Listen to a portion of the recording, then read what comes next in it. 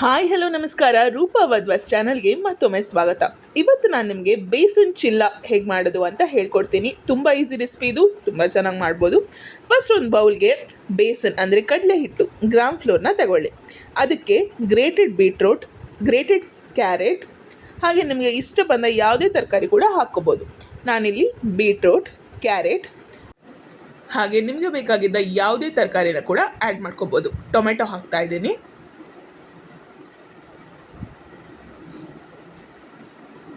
ಈಗ ಇದಕ್ಕೆ ಸ್ವಲ್ಪ ಗ್ರೀನ್ ಚಿಲ್ಲಿ ಹಾಕ್ತಾ ಇದ್ದೀನಿ. ನಿಮ್ಗೆ ಬೇಕಾದರೆ ಕ್ಯಾಪ್ಸಿಕಮ್ ಕೂಡ ಹಾಕ್ಕೋಬೋದು, ಈರುಳ್ಳಿ ಕೂಡ ಹಾಕ್ಬೋದು. ಈಗ ಈರುಳ್ಳಿ ಕೂಡ ಹಾಕ್ತಾ ಇದ್ದೀನಿ ನಾನು. ಈರುಳ್ಳಿ ಸ್ವಲ್ಪ ಇಂಪಾರ್ಟೆಂಟ್ ಇಂಗ್ರೀಡಿಯೆಂಟ್ ಅಂತಲೇ ಹೇಳ್ಬೋದು.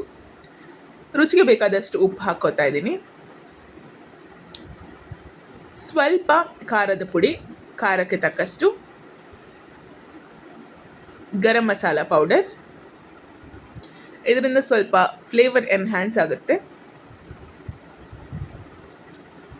ನೀರು ಹಾಕ್ಕೊಬಿಟ್ಟು ಚೆನ್ನಾಗಿ ಮಿಕ್ಸ್ ಮಾಡ್ಕೋಬೇಕು. ಕೊತ್ತಂಬರಿ ಸೊಪ್ಪು ಕೂಡ ಹಾಕ್ಕೋಬೋದು.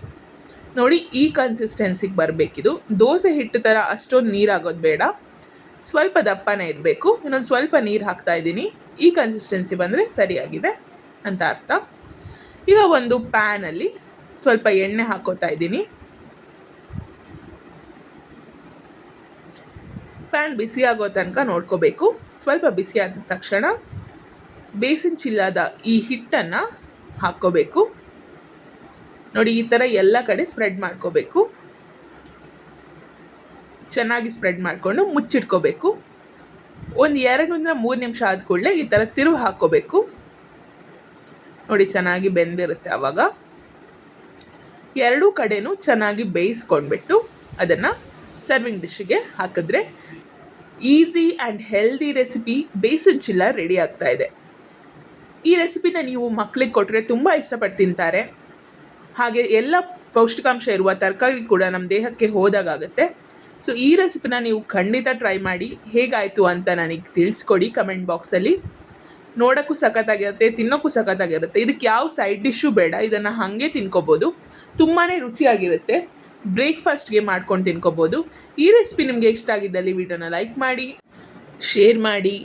ಇನ್ನೂ ನೀವು ನನ್ನ ಚಾನಲನ್ನು ಸಬ್ಸ್ಕ್ರೈಬ್ ಮಾಡಿಲ್ಲ ಅಂದರೆ ಸಬ್ಸ್ಕ್ರೈಬ್ ಮಾಡಿ, ಸಪೋರ್ಟ್ ಮಾಡಿ. ಹೀಗೆ ಯಾವಾಗಲೂ ಒಂದೊಂದು ರೆಸಿಪಿ ಹಾಕ್ತಾ ಇರ್ತೀನಿ. ಯಾವಾಗಲೂ ವಿಡಿಯೋನ ನೋಡ್ತಾ ಇರಿ. Thank you.